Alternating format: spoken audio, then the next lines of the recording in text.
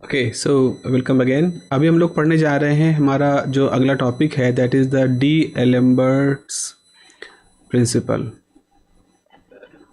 D एलेम्बर्ट्स principle क्या है ये नियम? एक्चुअल में इससे पहले जो हम लोगों ने वर्चुअल वर्क का जो लॉ पढ़ा है उसी प्रिंसिपल ऑफ वर्चुअल वर्क का ही एक्सटेंशन है। तो इससे पहले हम लोग ने जो प्रिंसिपल ऑफ वर्चुअल वर्क पढ़ा था, तो प्रिंसिपल ऑफ वर्चुअल वर्क किसके लिए था? स्टैटिक इक्विलिब्रियम के लिए। हमारे पास जब स्टैटिक इक्विलिब्रियम होता है, जब हम कहते हैं कि नेट फोर्स किसी सिस्टम पे लगने वाला जीरो है और सिस्टम स्टेशनरी स्टेट में है, तो वो एक तरह की एक स्टैटिक इक्विलिब्रियम कंडीशन होती है। तो स्टैटिक इक्विलिब्रियम कंडीशन में जो हमने देखा था वो ये था कि अगर आपके पास एक्सटर्नल फोर्स है और आप उसका वर्चुअल डिस्प्लेसमेंट के साथ डॉट प्रोडक्ट लोगे, then this will be zero. यानी कि एक्सटर्नल फोर्स के लिए भी जो करस्पॉन्डिंग वर्क डन होगा वो आपका जीरो होगा। This is the principle of virtual work जो कि स्टैटिक इक्विलिब्रियम के लिए था। तो जो डीएलेम्बर्ट प्रिंसिपल था, एक तरह से वो डायनामिक इक्विलिब्रियम, एक डायनामिक इक्विलिब्रियम की जो कंडीशन होती है, डायनामिक इक्विलिब्रियम के कंडीशन के लिए ये एक्स का एक्सटेंशन था। तो D'Alembert principle is nothing but the principle of virtual work for the dynamic system, dynamic equilibrium conditions, where as the principle of virtual work originally it is the condition for the static equilibrium of the system. तो ये D'Alembert principal का था। तो अब ये dynamic equilibrium क्या होता है, ये हम इक्विलिब्रियम के चैप्टर में पढ़ेंगे, थोड़ा डिटेल में इसको पढ़ेंगे, क्योंकि ऐसे ही सतही रूप से हम इसको नहीं देख सकते। फिलहाल चूँकि डायनामिक है, इसका मतलब है यहाँ पर फोर्स का इन्वॉल्वमेंट होगा, बिकॉज डायनेमिज्म का मतलब होता है वहाँ फोर्स वगैरह का रोल आपके दिखाई पड़ेगा। तो ये कहता है कि मान लीजिए हमारे पास एक सिस्टम है जिसमें कि कई सारे पार्टिकल हैं, और जो जेथ पार्टिकल है कोई, जो कि एक क्लासिकल मैकेनिक सिस्टम पार्टिकल में हम आयत पार्टिकल जेथ पार्टिकल मानते हैं। उस हिसाब से कहें किसी जेथ पार्टिकल के लिए जो फोर्स है वो हम निकाल लें, और वो फोर्स क्या होगा? वो फोर्स असल में rate of change of momentum होगा। This is the Newton's law. तो न्यूटन्स लॉ ये कहता है कि अगर आपका जो फोर्स है वो rate of change of momentum होता है, तो जेथ पार्टिकल के लिए हमने फोर्स क्या रखा? एक्सटर्नल फोर्स फॉर द, ऐसे लिखें इसको फॉर एग्जाम्पल, इसको थोड़ा सा नोटेशन चेंज कर दें, external force for the jth particle plus आपका जो जेथ पार्टिकल के लिए constraint force is equal to d by d t of जो मोमेंटम है जेथ पार्टिकल का, वो पी जे है। एक नोटेशन हम यूज करेंगे कि जब भी हम किसी क्वांटिटी को टाइम के साथ डेरिवेटिव लेंगे तो हम उसके ऊपर एक डॉट लगा देंगे। तो इसका मतलब है ये हो जाएगा पी जे डॉट, ये आपका पी जे डॉट हो गया। तो इसी चीज़ को अगर हम यहाँ पे ऐसे देखें तो आपके पास जेथ पार्टिकल के ऊपर लगने वाला एक्सटर्नल फोर्स, प्लस जो आपके जेथ पार्टिकल का कंस्टेंट फोर्स, यहाँ स्मॉल एफ कंस्टेंट फोर्स है, और फिर आप क्या करो, इसको ब्रैकेट में कर दो और माइनस कर दो p j dot is equal to zero. ठीक है, इस इक्वेशन के बाद आप यहाँ पर आ गए, तो ये आपके पास इक्वेशन 1 हो गई। तो अगर कोई ऑब्जेक्ट डायनेमिकल स्टेट में है तो उसके लिए हम इस तरह की इक्वेशन लिख सकते हैं। अब हम मान लीजिए कि एक वर्चुअल डिस्प्लेसमेंट मानते हैं, मान लीजिए let the virtual displacement for the system, for the system is del r, मान लो जे पार्टिकल के लिए है तो डेल आर जे हो गया। तो अगर ये आपने मान लिया है तो आपको क्या करना होगा? अब आप करोगे द करस्पॉन्डिंग वर्चुअल वर्क। तो the corresponding virtual work for equation 1, equation number 1 के लिए वर्चुअल वर्क क्या होगा? वर्चुअल वर्क निकालने के लिए आपके पास फोर्स है, उस फोर्स को आपको, ये आपके पास फोर्स है, इस फोर्स को आपको मल्टीप्लाई कर देना है डेल्टा आर जे डॉट के साथ में। तो ये आपका वर्चुअल वर्क निकल आएगा। और चूंकि हमने देखा है कि इक्वेशन नंबर 1 के हिसाब से जो पूरा फोर्स का टर्म है इसकी वैल्यू 0 है, यानी अगर ये वैल्यू 0 है तो इसका डॉट प्रोडक्ट भी आपका 0 हो जाएगा। एक तो ये चीज़ें आपको यहाँ पे समझ में आ गई होगी। अब हम क्या करें, इनको हम अंदर ले जाएं, डिस्ट्रीब्यूट कर दें।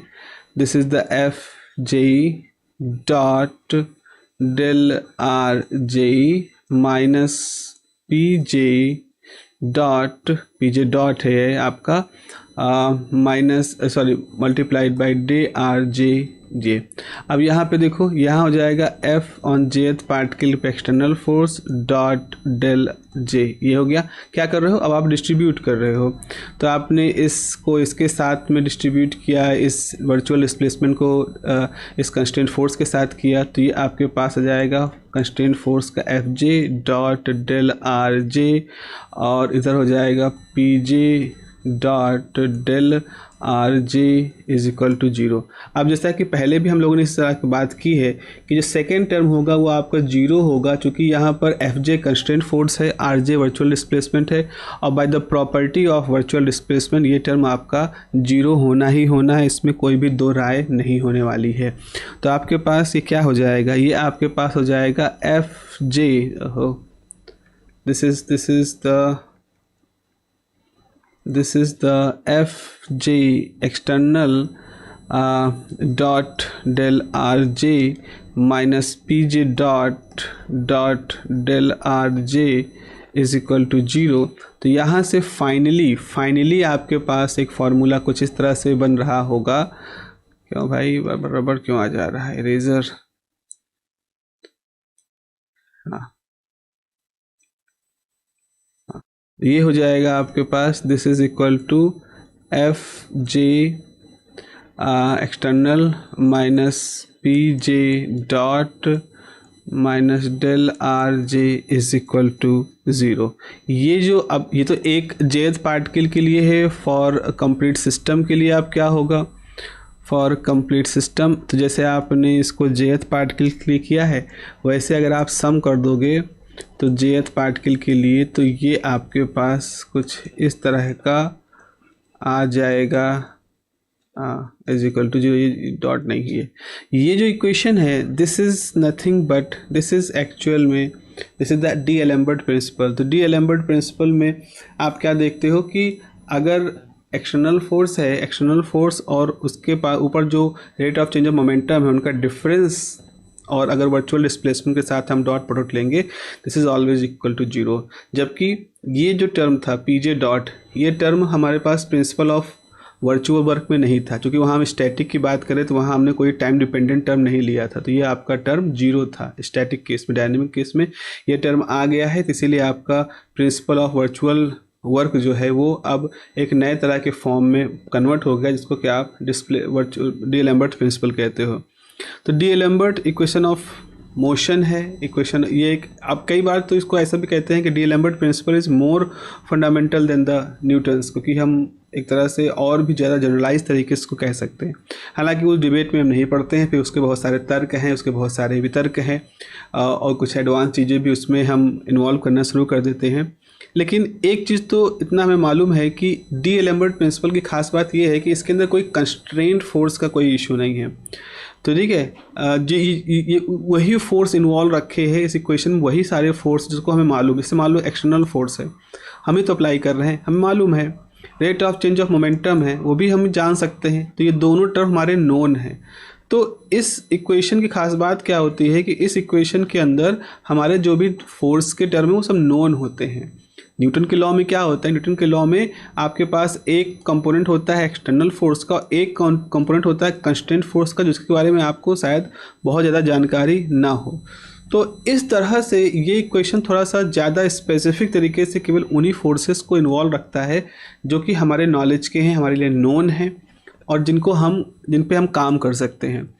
तो कहने का मतलब यहाँ पे ये निकल के आता है कि जो डी-एलेम्बर्ट प्रिंसिपल है वो एक कंप्लीट सोल्यूशन प्रोवाइड करता है मैकेनिकल प्रॉब्लम की, और डिफरेंट टाइप के जो प्रिंसिपल हैं, इससे आगे हम पढ़ेंगे कि लैग्रांजे का भी एक लैग्रांजे प्रिंसिपल है, फिर हैमिल्टन प्रिंसिपल है, जो कि और तरह के डायनामिकल सिचुएशन में हमको बताते हैं, वो भी इसी डी-एलेम्बर्ट प्रिंसिपल से ही एक तरह से ओरिजिनेट होते हैं।